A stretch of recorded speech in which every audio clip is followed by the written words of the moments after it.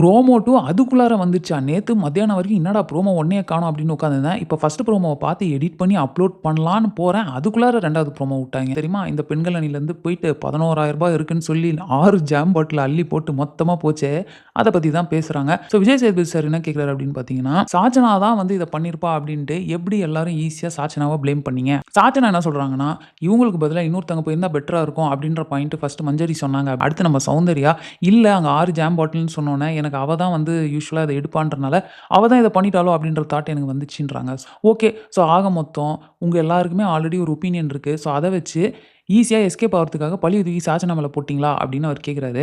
இந்த ஒரு பர்ட்டிகுலர் விஷயத்துல நான் லைவ் பார்த்தேன். பட் இருந்தாலும் யார் எத்தன ஜாம் பாட்டில் எடுத்தாங்கன்ற மேட்டர்லாம் நான் நோட் பண்ணல. அவங்க வந்து என்ன ஏதுன்றத விசாரிக்காமலே ஆளுக்கு ஒரு கன்க்ளூஷனுக்கு வந்து பேசிட்டாங்க. இது அவங்க சைடு தப்பு அப்படின்றத நம்ம ஒத்துக்கலாம். பட் இருந்தாலும் ஒரு வியூவர்ஸா நம்ம பார்க்குறப்போ, சாச்சனா மேல நமக்கு ஒரு இம்ப்ரஷன் ஒண்ணு கிரியேட் ஆகுது. என்னன்னா, எந்த ஒரு டாஸ்க்கா இருந்தாலும் நான் போவேன்னு அவங்க அடம் பிடிக்கிறது. ஒரு டாஸ்க்குக்கு அவங்க போகல அப்படின்னு சொல்ட்டா கூட, எனக்கு வாய்ப்பே தரல அப்படின்னு சொல்லிட்டு பயங்கரமா அது வந்து ஒரு பெரிய சீன் கிரியேட் பண்றது. உள்ள இருக்க கண்டஸ்டன்ட்ஸும் பார்த்தீங்கன்னா, அடிக்கடி சொல்லியிருப்பாங்க. சாச்சனாட்ட ஒரு விஷயம் நோன்னு சொல்றதுக்கே எங்களுக்கெல்லாம் பயமா இருக்கு அப்படின்றத பல வாட்டி அந்த பாயிண்ட்ட கொண்டு வந்திருப்பாங்க. சாச்சனா நான் மாத்திக்கிறேன்றாங்க. பட் ஸ்டில் அவங்க அதே மாரி தான் இருக்க மாரி நான் ஃபீல் பண்றேன். இந்த ஒரு ஒப்பீனியன் நமக்கு எப்படி சாச்சனா மேல கிரியேட் ஆச்சோ, உள்ள இருக்க கண்டஸ்டன்ட்ஸ்க்கும் அது கிரியேட் ஆயிருக்க வாய்ப்பு இருக்கு. அந்த ஷாப்பிங்க்கு போயிருந்த ஜாக்லினா இருக்கட்டும், இல்ல அன்ஷிதாவா இருக்கட்டும், சாச்சனா தான் இப்படி பண்ணிட்டா, அவ தான் தப்பு, அவ தான் 6 ஜாம் பாட்டில் எடுத்து போட்டா அப்படின்னு சொல்லியிருந்தாங்க அப்படின்னா, அவங்க இதுலருந்து எஸ்கேப் ஆவறதுக்காக பழிய தூக்கி ஈஸியா சாச்சனா மேல போட்டாங்கன்னு சொல்லிர்லாம்.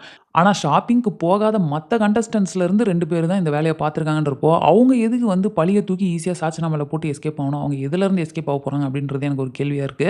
ஓகே. பட் என்னதான் இருந்தாலும் மத்தவங்க தப்பு பண்றப்போ கேட்கிற கேள்விக்கும், சாச்சனான்னு தப்பு பண்றப்போ நேத்து அவங்க கேட்கிற கேள்விக்கும், அந்த ட்ரீட்மெண்ட்டே வந்து ஒரு மாரி டிஃபரெண்ட்டா தான் இருக்குது.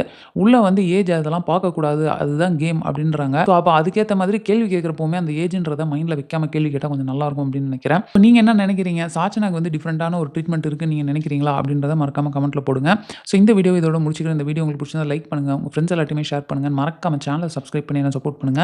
நெக்ஸ்ட் ப்ரோமோ 3 ஓட ரிவ்யூல உங்கள மீட் பண்றேன். அதுவரைக்கும் தேங்க்ஸ் ஃபார் வாட்சிங். Bye by.